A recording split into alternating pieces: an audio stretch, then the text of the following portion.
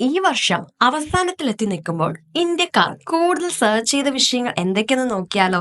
Google പുറത്തുവിട്ട search in 2024 ഇന്ത്യയുടെ top 10 trending search list പുറത്തുവിട്ടിട്ടുണ്ട്.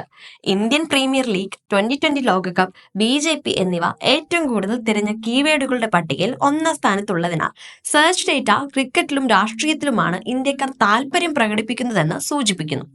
ഇന്ത്യയിലെ മുൻനിര ട്രെൻഡിംഗ് തിരയലുകൾ ക്രിക്കറ്റ് മത്സരങ്ങളെ പ്രധാനമായി അവതരിപ്പിക്കുന്നതിൽ അതിശയമൊന്നുമില്ല. കാരണം ഇതൊരു കായിക വിനോദം മാത്രമല്ല, പല ഇന്ത്യക്കാർക്കും ഒരു വികാരം കൂടിയാണ്.